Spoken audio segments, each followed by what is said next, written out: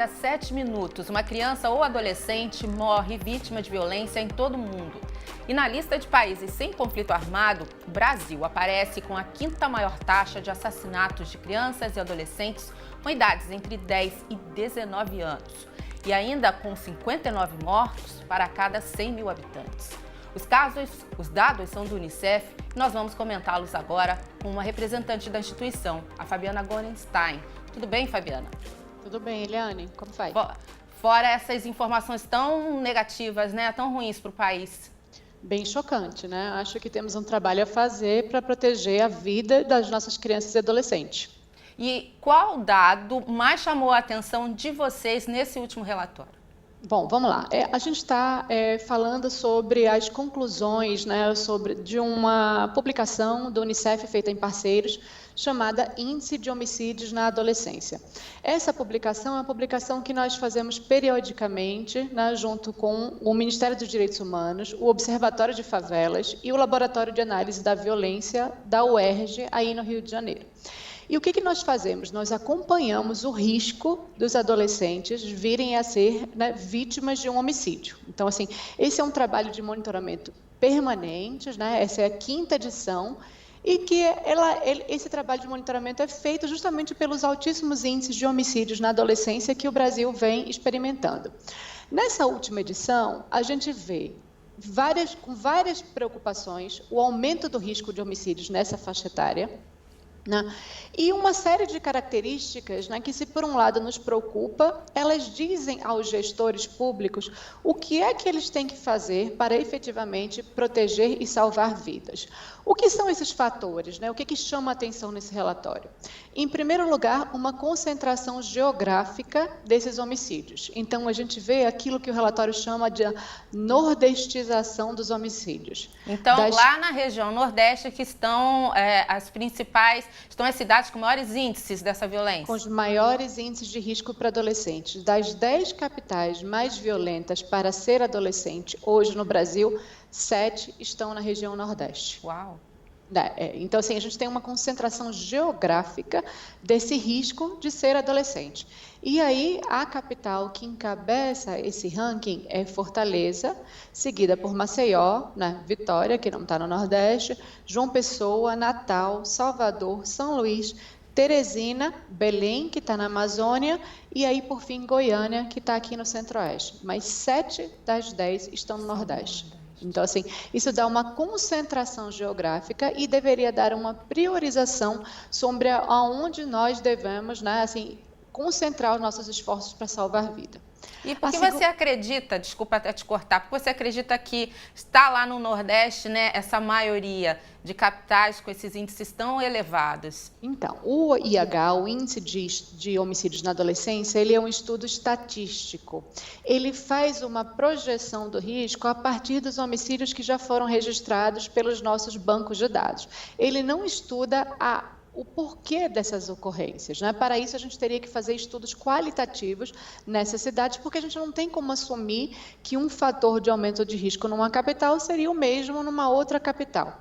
Por outro lado, preocupado, né, com a situação desse aumento do índice de homicídios e do risco para adolescente na capital de Fortaleza, enfim, né, Fortaleza aparece como a capital com maior índice, com maior risco, e o Ceará aparece com o estado também com maior risco. Então, assim, o Unicef, a gente promoveu, junto com parceiros, né, estaduais, como, enfim, a Assembleia Legislativa do Ceará, o Instituto OCA, né, assim, e o governo do estado, um estudo qualitativo para que a gente pudesse observar quais são os fatores, né, que aumentam o risco.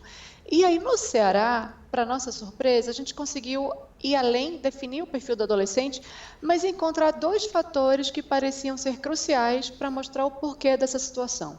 E os fatores são um pouco surpreendentes. O primeiro é conflito, né? Assim, conflitos que são, em tese, simples e que, se bem encaminhados, bem mediados, poderiam ser encerrados, eles escalonam para gerar um homicídio.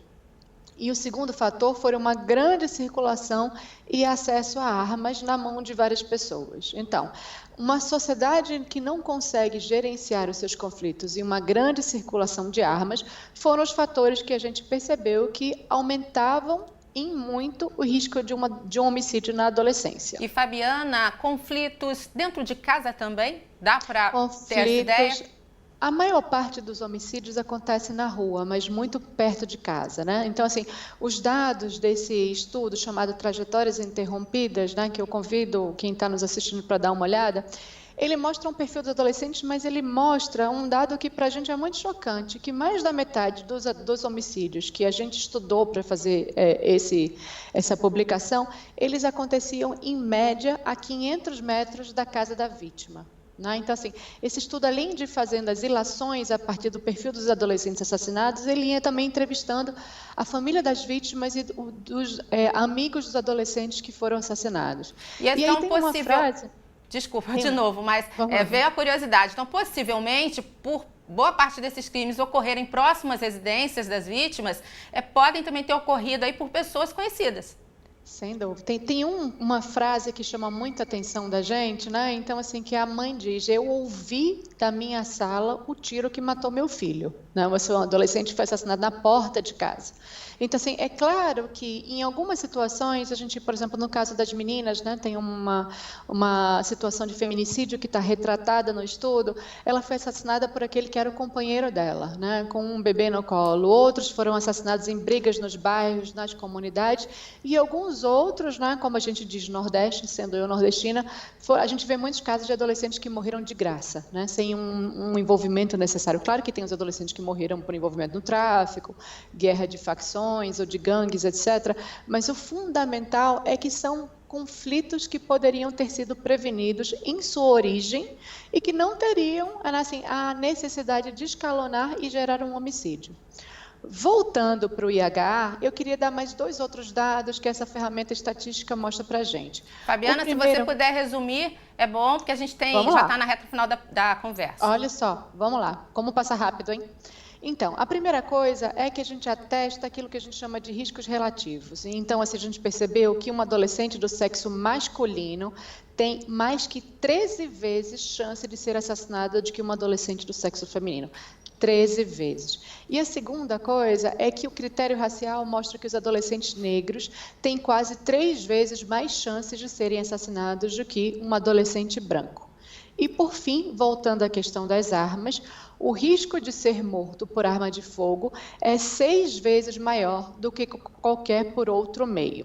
Então, assim, se de um lado o IHA dá para a gente os critérios de risco, a pesquisa em Fortaleza mostra qual é o entorno que propicia essas mortes. Pois é, então, enquanto eu te faço a última pergunta e você responde para a gente encerrar, eu até vou pedir para os meus colegas já colocarem na tela aí o endereço, o caminho, para quem está em casa poder estudar mais detalhadamente esse estudo de vocês, esse relatório.